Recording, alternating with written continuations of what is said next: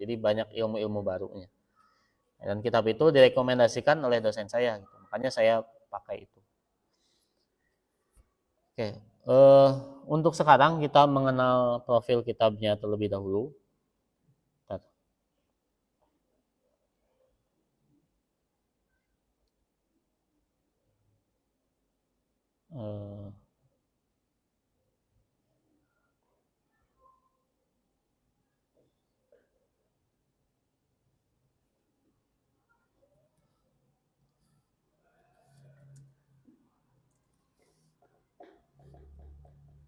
Oke, jangan nyolok ya.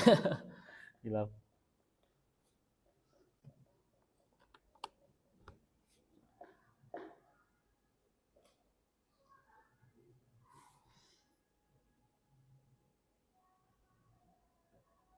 Tadi mah bodas ya, nah ini jadi kayaknya. Tadi putih ya, bagus ya. Oh. Ini tadi bagus, tadi putih ya di sana. Tuh, kumaha bacananya? Teu kabaca tuh.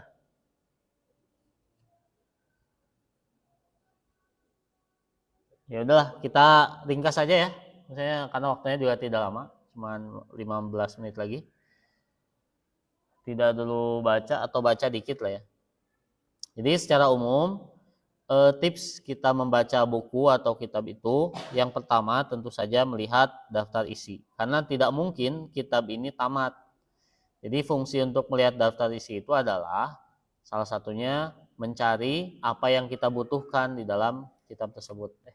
Nah itu kia. Nah, jadi kalau kita misalnya melihat di sini daftar isinya,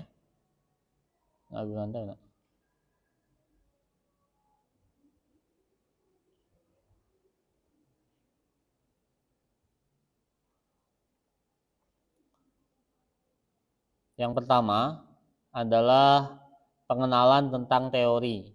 Jadi al-madkhul ila ulumil hadis. Pengantar kepada ulumul hadis. Jadi lebih banyak teori-teori di sini, apa itu hadis, apa itu hasan, apa itu khobar, matan, sanad, itu lebih banyak teori-teorinya. Itu ya. Jadi yang pertama itu adalah al-madkhul ila ulumil hadis, ada salah satu pasal. Yang pertama mabadi ulumil hadis. Bangunan-bangunan dasar ulumul hadis. Yang kedua ahamiyah ulumul hadis, kepentingan ulumul hadis dan perkembangannya. Jadi seperti apa ulumul hadis itu perkembangannya. Yang ketiga adalah istilah-istilah asasiyah, awaliyah. Istilah-istilah yang mendasar, yang pokok, yang utama. Ini ada hadis, asar, sunnah, matan, dan lain sebagainya. Syahid, muhaddis, hafid, hujjah, al-hakim, amirul mu'minin fil hadis, apa itu nanti kita pelajari. Kemudian yang keempat, bab pertama yaitu pengantar ulumul hadis adalah makanah sunnah tasyri'iyah wal ma'rifah. Ini lebih filosofis ya. Jadi ini yang tidak ditemukan di kitab ulumul hadis yang lalu, yang terdahulu, adalah posisi sunnah secara tasyri' dan secara pengetahuan. Itu seperti apa? Kemudian yang selanjutnya alaqah sunnah ma'al Quran, hubungan sunnah dan Al-Quran. Pernah dengar anjing tidak haram? Pernah dengar ada yang ngomong begitu? Makan daging anjing tidak haram? Pernah? Atau belum pernah? Belum ya? Ya nanti banyak orang termasuk Persis bilang anjing itu tidak haram dimakan. Kan kita pasti kalau yang tidak belajar pasti cuk saha itu orang sesat. Gila. Kan belajar itu harus apa? Punya dalil gitu. Harus tahu alasannya. Nah, salah satunya adalah isu ini. Sunnah dan Al-Qur'an itu seperti apa? Karena yang diharamkan Al-Qur'an memang 4. Apa saja? Binatang yang diharamkan Al-Qur'an itu ada berapa? Salah. Binatang yang diharamkan Al-Qur'an ada 1, naon? Babi. Cuman makanan yang diharamkan ada 4 secara zat ya. 4. Babi, terus bangkai, darah, dan yang disembelih selain untuk Allah Subhanahu wa taala. Jika sesembelihan untuk sesajen, naik gunung aya daging ayam, wah enak ya, temenang haram. Nah itu 4. Nah bagi yang menganggap Al-Quran itu di bawah sunnah, maksudnya Al-Quran itu posisinya di atas dan sunnah itu di bawah, maka hadis-hadis yang menerangkan tentang yang bertaring haram, yang hidup di dua alam haram, yang berleher panjang haram, itu tidak berlaku. Karena yang haram itu yang 4 tadi di Al-Quran. Berarti itu menganggap Al-Quran di atas, sunnah di bawah. Nanti ada mazhab juga yang menganggap Al-Quran tuh dengan sunnah itu saling menerangkan satu sama lain. Jadi ketika dibicarakan dalam Al-Quran, ada di dalam hadis, di hadis oke haram.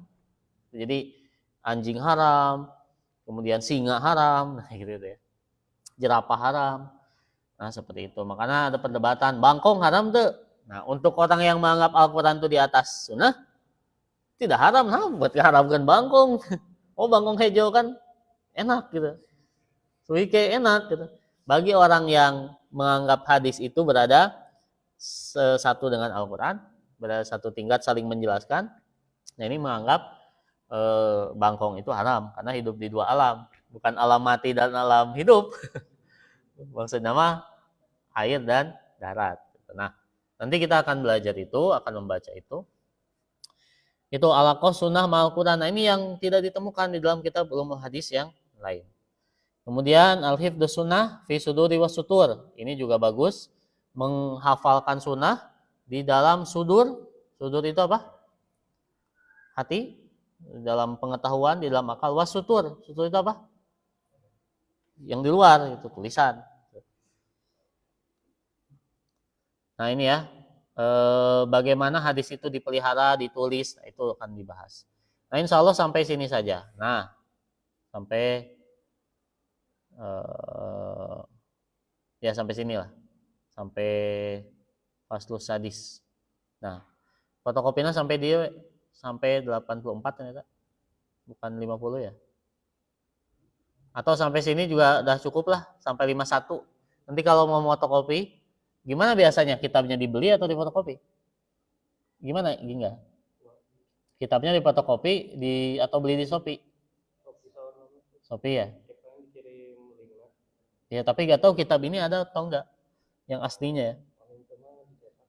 Ya nanti cari kalau misalnya ada dan mampu untuk beli semua silakan. Cuman kalau misalnya tidak ada dan misalnya wah iya beratain kitabnya sampai halaman 51 tidak apa-apa. Nanti kita akan mengkaji itu. Oke, seperti itu ya. Nah, itu pengenalannya. Jadi ini kitab ulumul hadis adalah kitab yang menjelaskan tentang hadis dan juga nanti halamannya sekitar 51-an ya sampai bab tadi. Dan isi di dalam ulumul hadis ini ada yang berbeda dengan ulumul hadis yang lain karena ada beberapa permasalahan yang menarik untuk dibahas. Makanya saya memilih kitab ini meskipun halamannya 400, mau mungkin tamat. Kitabnya Ulumul Hadis Asiluha wa Mu'asiluha karya Muhammad Abu Lais Khairul Abadi. Tuh. Oke, biasanya gimana? Ada yang baca ya? Ada yang baca? Ya, sok atuh sakedap ya. Sampai ya 10 menit atau 5 menit. Biasanya pendahuluan dulu atau langsung? Pendahuluan. Oh ya langsung mulainya. Nanti pendahuluannya belum saya baca juga. Oke, langsung. Silakan siapa? Itu di jadwal atau ditunjuk? Oh, di jadwal. Ini mah ditunjuk balas jadwalnya. Ada yang mau baca atau yang ingin lah? Yang ingin silakan. Ini bahasa Arabnya tidak terlalu susah. Insya Allah bahasa Arab saya juga gak terlalu bagus-bagus amat ya. Jauh dibandingkan Ustadz Firman mah. Jauh pisan. Atau Ustadz Usna. Atau Ustadz Sarina. Jadi bahasa Arab saya standar, biasa aja. Ya, siapa yang mau baca? Ustadz, baca Ustadz? Tukar baca ya, tukar tinggal. Ayo, baca. Ifal mana Ifal? Tidak ada? Belum masuk? Nambah, sok atuh. Sok atuh. Suka bodoh saya tunjuk-tunjuk mah kalau bodoh beres. Baca unggul, terjemahkan sakedik. Atau sampai dia. Tengah tinggal. Ah. Oh. Ya, silakan. Ya. Sambil terjemahkan atau biasanya atau mah? Baca dulu ya. Terus mabadiul tidak ada alif lam itu. Ya. Ya nanti baca heula lah. Oke, bener kita mah. Terus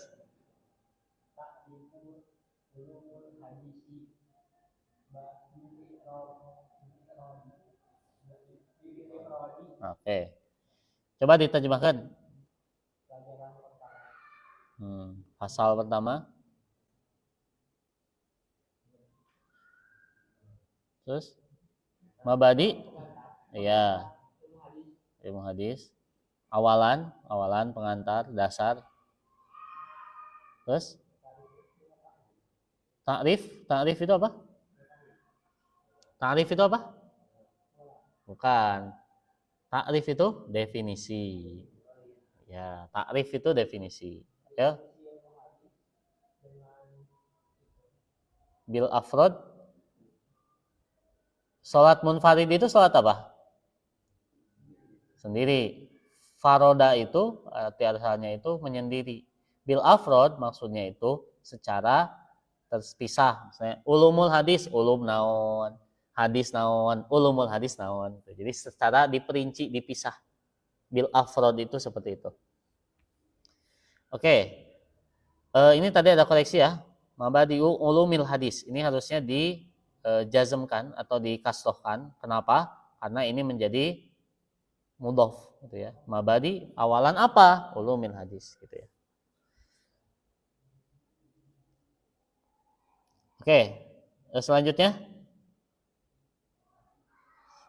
satu lagi sampai sini we.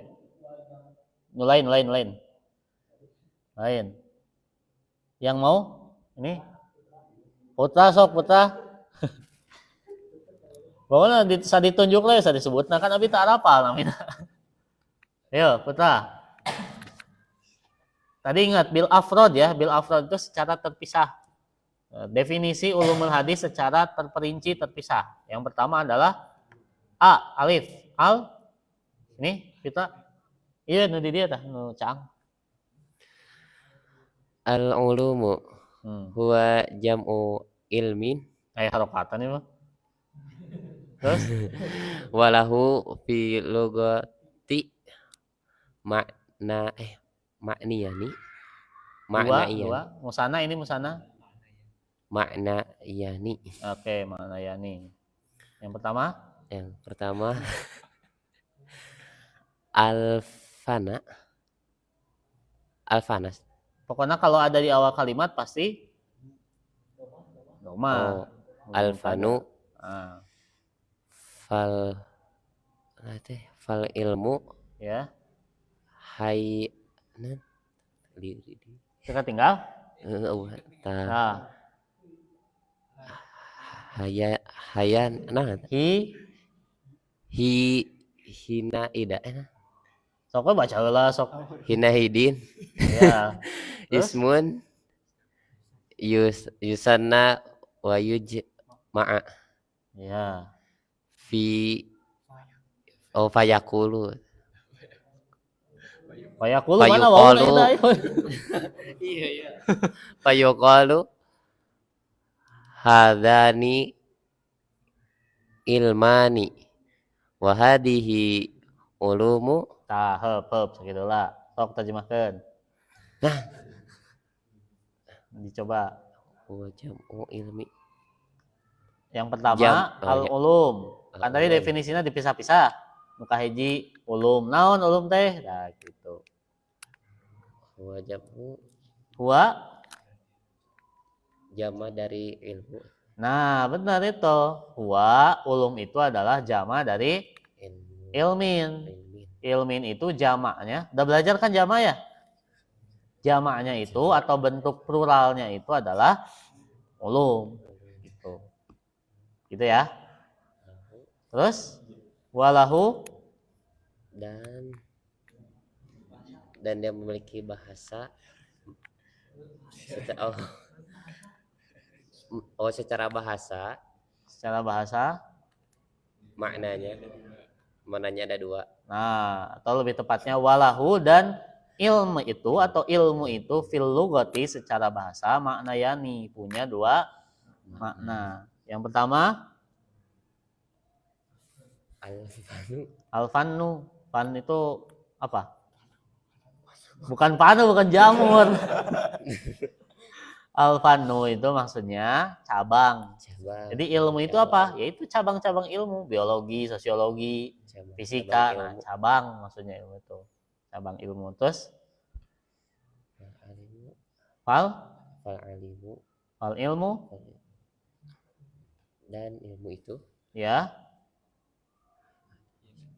hina idin. hina idin. Apa? Ada kalanya. Oh, ada kalanya. Ya, kadang-kadang hina idin. Ismun. Ismun. Isim. Yusanna wa yujama'a. Isim musana jeung jama. Nah, kadang ilmu itu pakai sigoh musana atau jama. Fayuqalu, maka dikatakan, nah, yuk baca. Hadani ilmani. Ini hadani ilmani. Artinya? Ini dua ilmu ini. Nah, dua ilmu ini kan tadi musana atau jama. Kadang ilmu itu disebut musana atau jama. Sigohnya hadani ilmani. Ya musanana ini dua ilmu atau dua ilmu ini. Wahadihi ulum. Dan ini dua ilmu. Nah, ini ilmu-ilmu. Oh, dan ini ilmu-ilmu. Oh, sekap lah. Ya, untuk pertemuan pertama sampai sana ya. Pertemuan pertama sampai sana. Insya Allah kita akan membahas kitab ini. Lebih enak kalau dibukukan ya. Karena ini sudah, ini silakan kalau mau yang makan dulu, makan sampai jam 8. Ya, percepat ya makannya. Karena sekarang itu sampai jam 9 lebih ya. Jadi ada perpanjangan waktu. Jadi diperhatikan fisiknya. Ya, mungkin itu saja yang bisa. Oke. Oh ya, mungkin itu yang bisa disampaikan sebelum keluar. Gingga mau jelasin? Iya di grup. Oh nanti aja. Oh ya, silakan kalau mau yang makan dulu, tapi dipercepat ya makanya. Sambil nunggu Ustadz Firman, tas kali aja. Iya, sambil nunggu Ustadz Firman ke sini. Assalamualaikum warahmatullahi wabarakatuh.